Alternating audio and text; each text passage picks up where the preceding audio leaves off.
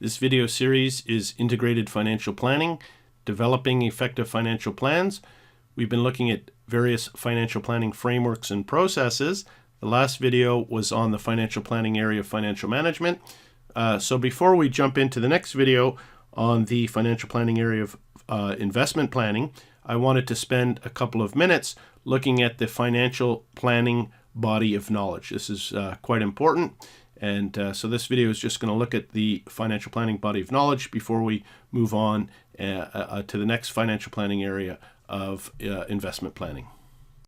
So now we're going to spend a little bit more time looking at technical knowledge, the financial planning body of knowledge. So the financial planning body of knowledge describes the knowledge expected of Canadian CFP certificants in 12 technical topic areas.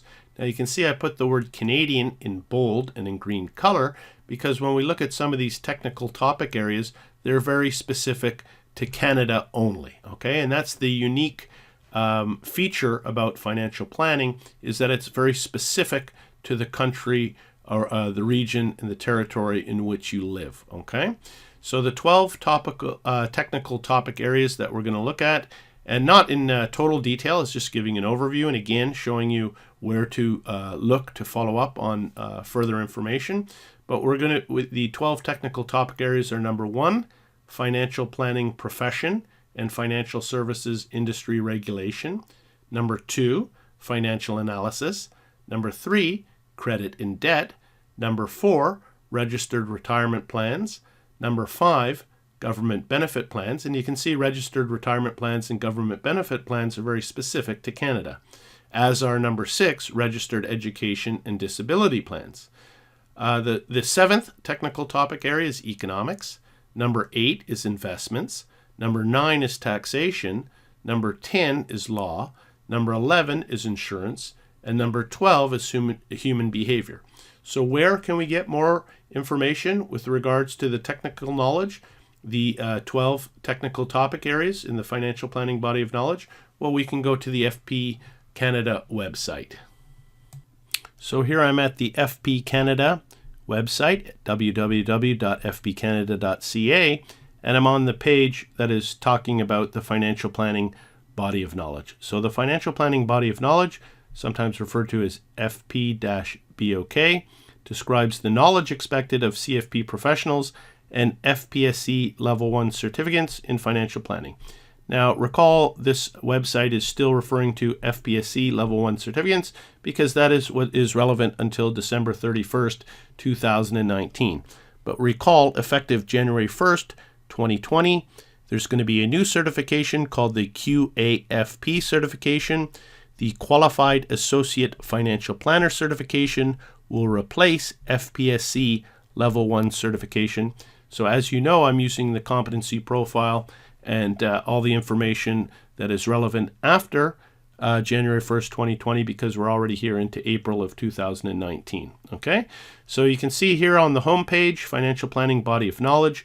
The Financial Planning Body of Knowledge, FP-BoK, describes the knowledge expected of CFP professionals and FPSC Level 1 in financial planning. And there's the 12 topics: financial planning profession and financial services industry regulation, financial analysis, credit and debt, registered retirement plans, government benefit plans, registered education and disability plans, economics, investments, taxation, law, insurance, and human behavior. Okay, so a nice little blurb here of how to use. You can click on any of the 12 topics below or in the menu bar to drill down to statements that describe expectations of CFP professionals and FPSC Level 1. You can also access case studies. Now these are very important if you're working towards writing the exams, the QAFP exam after January 1st, 2020, or indeed the CFP exam. It's very important that you work through these case studies because it's going to be information that's similar to what is going to be tested. Okay, so again, you can scroll down. You can see here's the 12 knowledge areas. So as I said, I wanted to look at this technical knowledge topics before we jumped into the investment planning, because we were looking at financial management or financial analysis. If I click on there, you can see that both CFP professionals and FPSC Level 1 certificants are expected to possess the knowledge that will allow them to clearly document, analyze, project, and present financial information related to an individual's goals, needs, and priorities. Such knowledge will aid professionals to explain the time value of money, which we haven't studied that yet, make financial projections to determine the achievability of goals, and evaluate how individuals' current and projected cash flow, including that from the business, may impact their ability to meet their goals. So you can see the last video was talking about financial management. I wanted to spend a little bit of time here to show you that there's more information that you can go and study. So again, we're not going to cover the time value of money yet, but if we look here on the personal financial statements, which is definitely included in that first topic area of financial management, you can see here we talked about the cash flow statement, but when I'm teaching college students that are just out of high school, they need to know more about what is the cash flow statement. So here we can read more. And so again, this is just giving you what's expected of what you would need to know. You'd have to go to some more curriculum, some more content to increase your understanding. But in terms of the cash flow statement, what is the knowledge expected is you have to be able to define a cash flow statement, explain the purpose of a cash flow statement, explain what a cash flow statement may be used for, define net cash flow, compare cash inflows and income, compare cash flows and expenses. So you can see I'm not going to read them all, but I'll scroll down. And a very nice thing here is that as we're studying, there's a glossary of verbs. You can mouse over to see the definition. So define is to state exactly what the meaning is. Identify is to be aware of, to recognize and correctly name, to locate an appropriate resource. Explain is to make clear the meaning of, to describe something in more detail. Anyhow, you get the idea. Compare, estimate, calculate. When it tells you, when the learning outcome statement says that you need to calculate, you have to be able to use your calculator and do the calculation. But if it says explain, then you know that there's no calculation required. And then we get into the higher levels of learning, which is evaluate and interpret. Okay, so again, I'll just click back and you can see there's the net worth statement. What is in the net worth statement? Again, what is required? Define a net worth statement. Assets minus liabilities equals net worth. Explain the purpose of a net worth statement. Down here, explain how each of the factors may impact net worth over a period of time, such as asset values, liability values. Well, we know assets minus liabilities equals net worth. Cash flow surpluses and deficits. So again, this is only giving you the knowledge expected. You'll have to go to your curriculum or content that you're studying and increase your knowledge in these areas. But again, the purpose of these videos is to show you the frameworks and the processes and areas that you can go and collect and organize what you need to study. Okay, one thing that I just want to point out as well, that if you scroll down on this home page, on the second paragraph here, you can visit the About page to view select examples of where CFP professionals are expected to have a greater depth of knowledge over the FPSC Level 1 certificates, which is effective January 2020, going to be called the QAFP certification.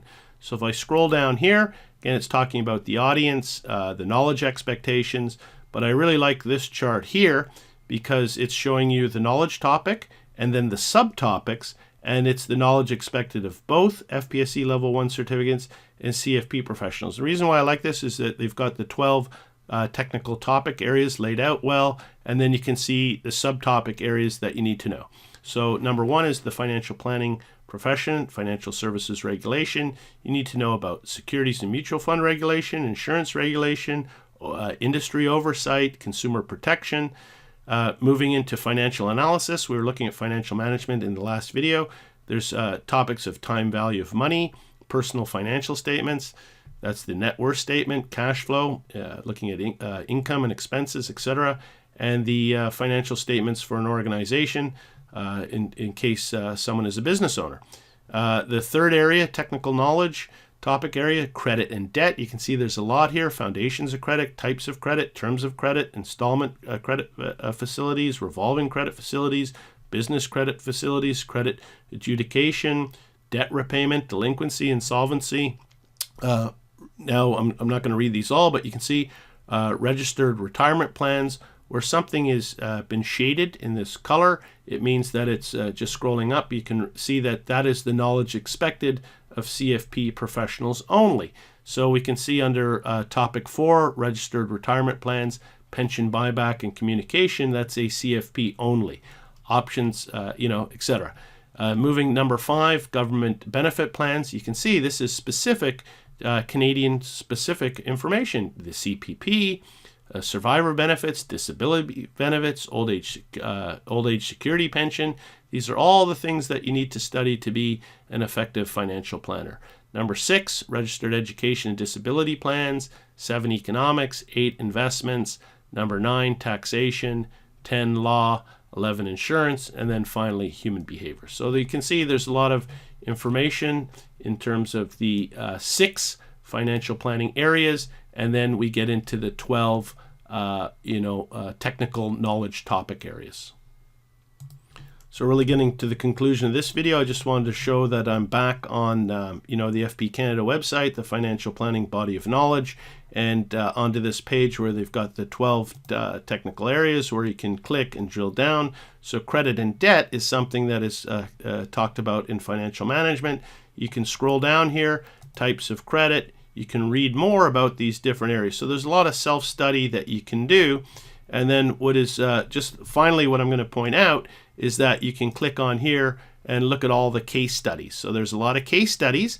So case studies accompany each technical knowledge topic in the financial planning body of knowledge, FP-BoK, to illustrate the application of knowledge in each topic area. These are very important because the exams are going to be based on similar type of cases and similar type of analysis and facts and definitions, etc. Okay, it's the application of the knowledge, and they are meant to be illustrative. Okay, so you can see here the case studies for level 1 certificate, balancing multiple goals. If you're writing the CFP exam, you'd be interested in this case study. It's a little bit higher level, so you can see a lot of the case studies. Here there's a lot that are relevant to the CFP level, but then there's quite a few here that are at the FPSC Level 1 certificate or the QAFP. Okay, so we're not going to look at all of them, but again, I want to show you that there's lots of material here. There's lots of things to read. There's lots of things to self-study, and it's just all about getting organized and understanding the process to wade through it all effectively. Okay? And that is the conclusion for this video. That was looking at a quick introduction and overview of the financial planning body of knowledge. And that is going to help complement when we're looking through the 6 financial planning areas.